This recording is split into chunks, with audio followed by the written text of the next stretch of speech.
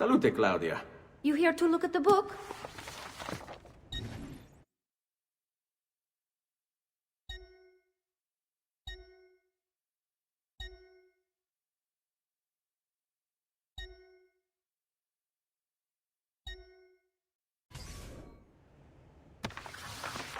A presto, Ezio.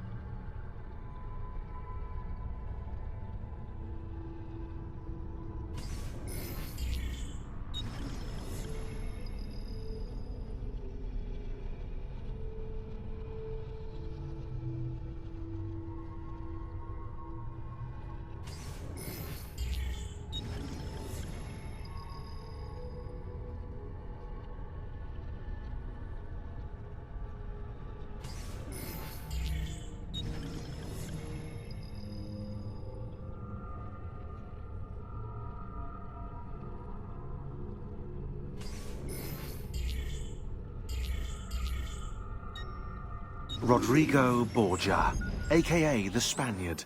A dark stain on human history, Rodrigo left a trail of blood a mile wide on his quest to unify Italy under the Templar banner.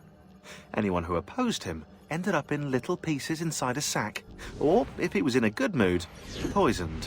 Once he was crowned Pope, Rodrigo, or should I say Alexander VI, used his influence to wage war with any city that held out against the Templars. And then there were the rumoured X-rated atrocities. Hundreds of courtesans brought to the Vatican by the cartload, and the Pope's close friendship with his illegitimate daughter, Lucrezia. Oh yeah, and did I mention the killings never stopped? Throughout all his public debauchery, Rodrigo was quietly murdering his enemies behind the scenes, consolidating Templar power for the moment when they would seize control.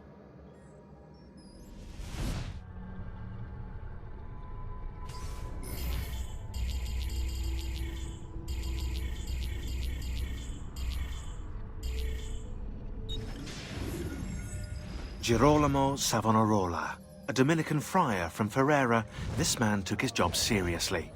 He saw the excesses of his age, the rich stomping the poor into the dirt, the priests selling indulgences to the populace, and he went insane. Calling himself an instrument of God, Savonarola descended on Firenze. His sermons sent people into frenzies. He demanded an end to all personal property, to all progress, a return to Eden. Knowledge became the enemy, and he could erase it all with the piece of Eden at his command.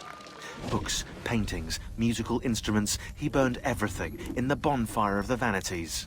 History unravelled as his legions took control, and Firenze descended into darkness.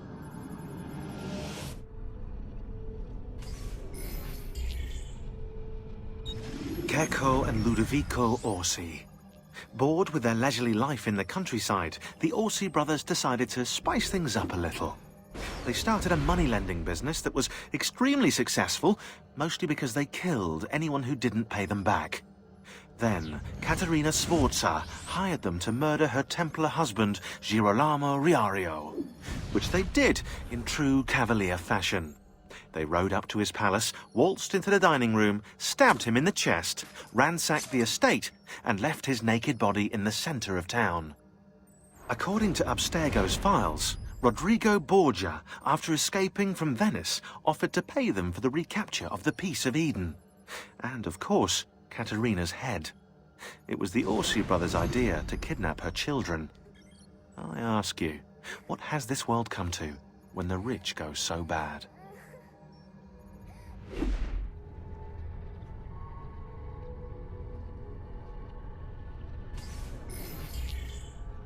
Silvio Barbarigo.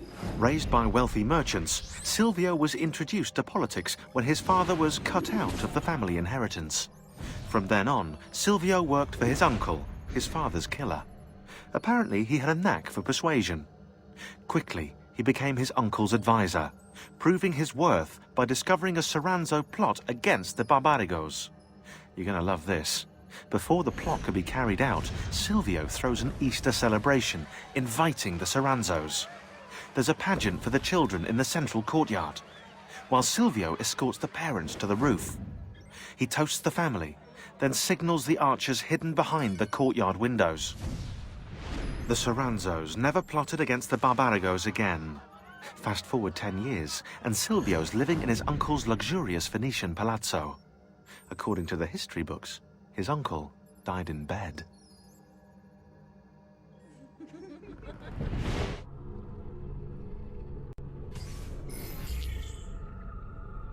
Marco Barbarigo. Although his brother Agostino was destined for greatness, Marco left his mark on Venetian history as well. A tyrant since he was barely old enough to walk, whatever Marco wanted, he got. There are records here for jewels, entire fleets of ships, all paid for by his family and all ordered directly from him. And then there's his personal life. Apparently, Marco's wife, Carlotta, used to be married to his bodyguard, Dante Moro. Dante was captain of the city guard and heir to one of the most prestigious families in Venezia. Marco was supposedly his close friend, right? But get this, Marco decides he wants Carlotta. In the Catholic religion, marriage is till death do us part, and Marco's a good Catholic.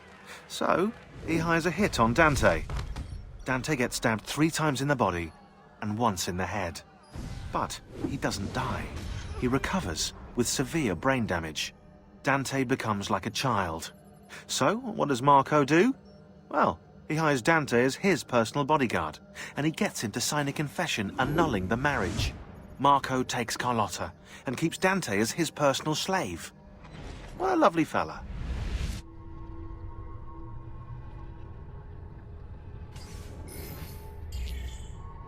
Carlo Grimaldi. Emerging from his palace in Monaco with a craving for political power, Carlo quickly became a key guest at the tables of Venetian nobility, while his reputation for discretion earned him entrance into the back rooms. Here's how the old bastard ended up in the Council of Ten. While visiting the head of the council, Ignazio Contarini, Carlo ran into Ignazio's daughter. Desperate for help and aware of Carlo's trustworthy reputation, she confided in him. Her father had arranged her marriage, but she wanted to run away with the son of one of the servants. They'd been in love since they were children, and they planned to start a new life in Milan, where they could be free of her father. Carlo suggested immediate action, an escape by ship that night. The 2 lovers followed his instructions, and as they climbed the gangplank, they were free. That is, until Ignazio appeared on deck. Carlo was rewarded for his loyalty to the Contarini family, while true love, well, see for yourself.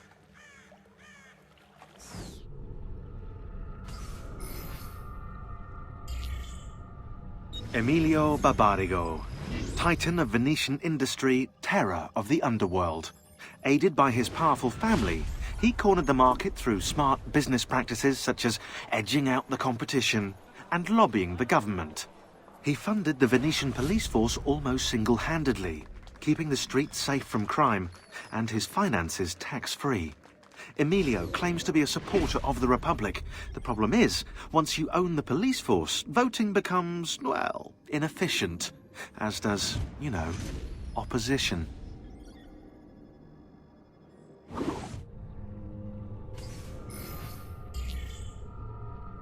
Jacopo di Pazzi, the money.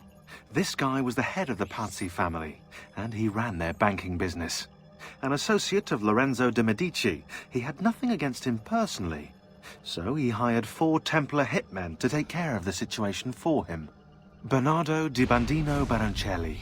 Brought up to hate the Medici family for the exile of his cousins, Baroncelli ran the numbers in the Pazzi Bank by day, and murdered for the Templars at night. It was Baroncelli who delivered the first blow. Stefano de Bagnone.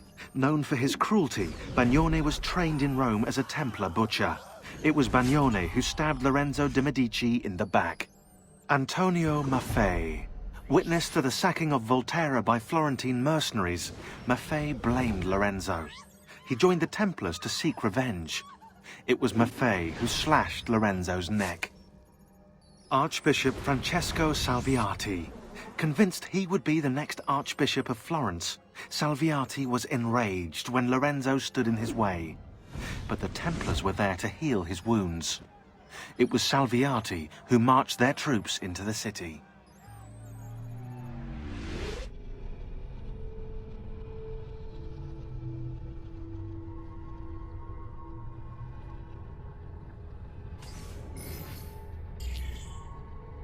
Francesco di Pazzi.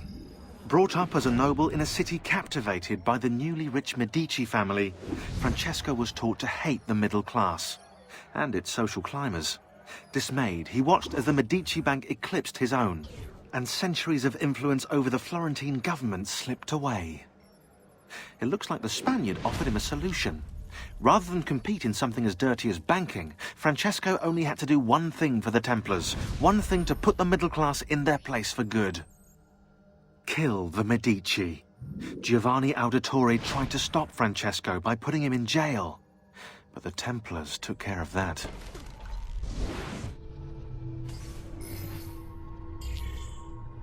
Vieri di Pazzi, the youngest member of the second most notorious Florentine banking family, This kid knew how to burn right through his father's money. Outside of spending sprees involving weaponry, exotic animals, and clothes, he was fiercely competitive. Vieri hosted races of all kinds: boating, horseback riding, running. All of them rigged, of course. And get this, if through some amazing stroke of luck he ever lost, he'd invite the winner's entire family over for a victory dinner and serve them a meal to die for.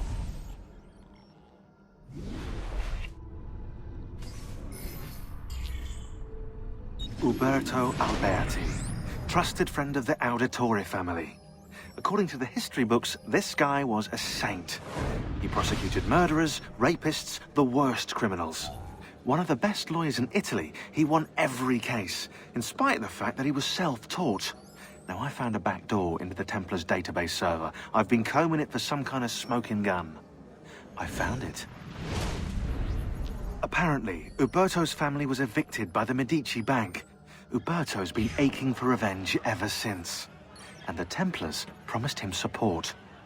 Ezio's father was standing in the way, and Uberto was jealous of his influence over the Florentine government. Two birds with one stone, isn't it? It looks like Uberto used his election to the Signoria as his opportunity to strike.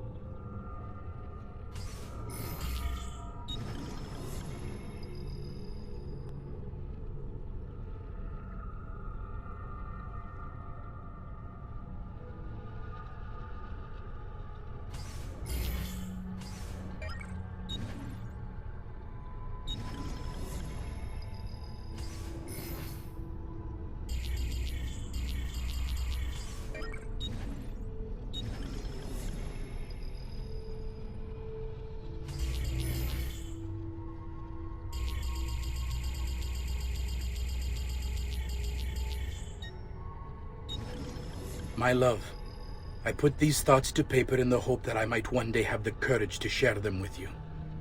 In time, you'll no doubt learn that I betrayed Giovanni, labeled him a traitor, and sentenced him to die. History will likely judge this to have been a matter of politics and greed. Know that it was not hate that forced my hand, but fear. When the Medici robbed us of all we owned, I found myself afraid. For you, for our son, for the future.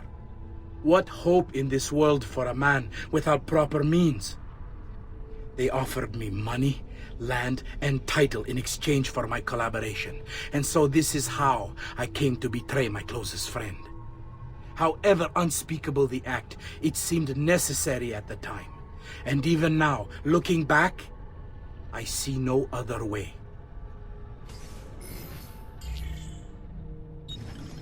Messer Francesco, I have done as requested and spoken with your son. I agree with your assessment, though only in part. Yes, Vieri is brash and prone to act without forethought. And he has a habit of treating the mercenari like playthings.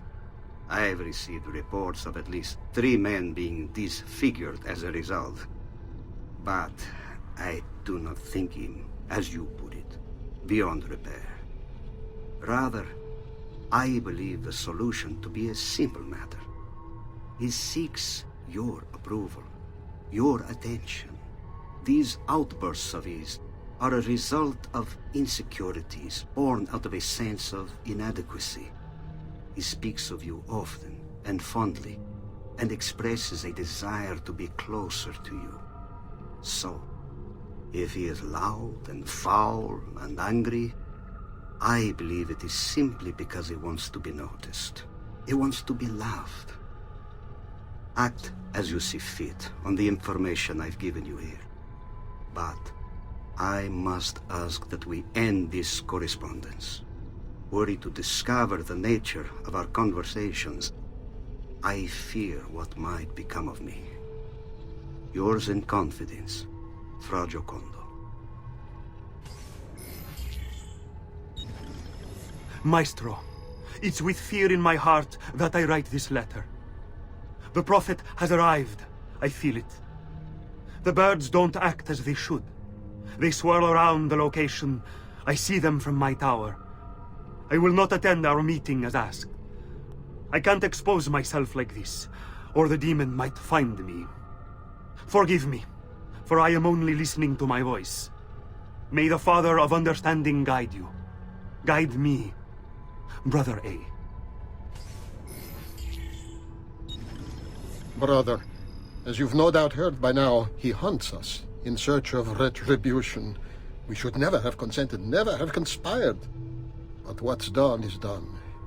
And so, I have called a meeting with Maestro 3 nights from now to ask for sanctuary, either in Venezia or with him or in Roma. We will assemble at the church in San Gimignano and travel to the meeting location at the appointed hour. I urge you to attend. Remaining here would be suicide. The assassin is relentless. We cannot hope to stop him on our own. But perhaps, aided by Maestro, we might buy ourselves the time to form a proper response. Guard yourself well. Firenze may be lost to us, but it does not have to mean our end. May the Father of Understanding guide you. Your brother, Jacopo. My love, I wonder if ever the day will come when these words might make sense to you once more. I am sorry for what I've done, and for what you and I have both become.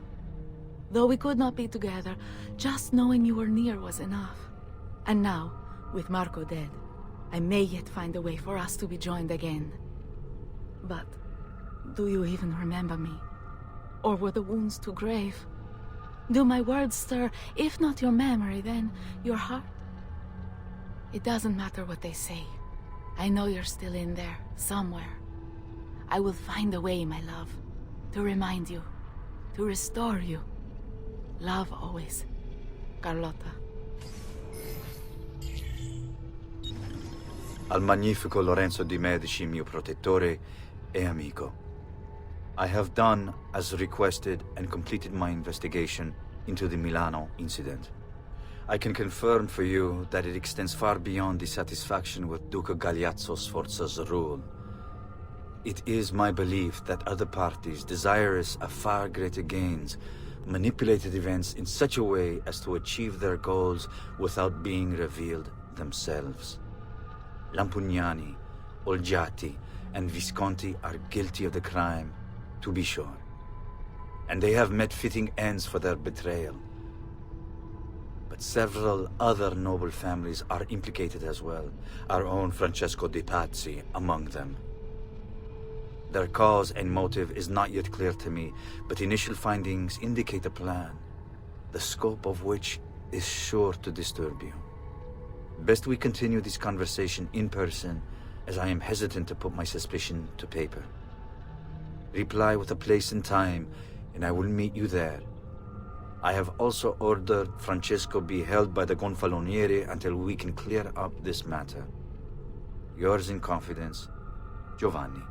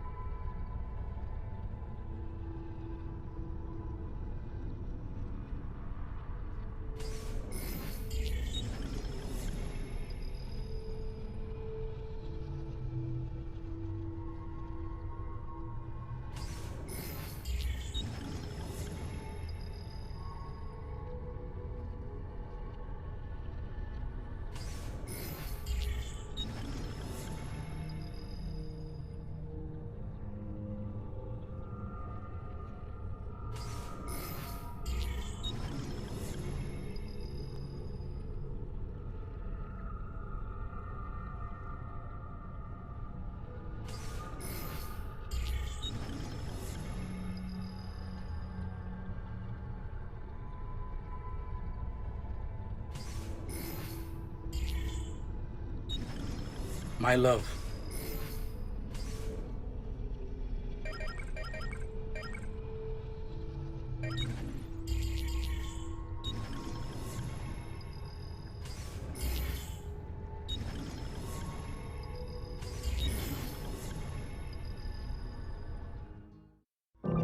A few still know the truth.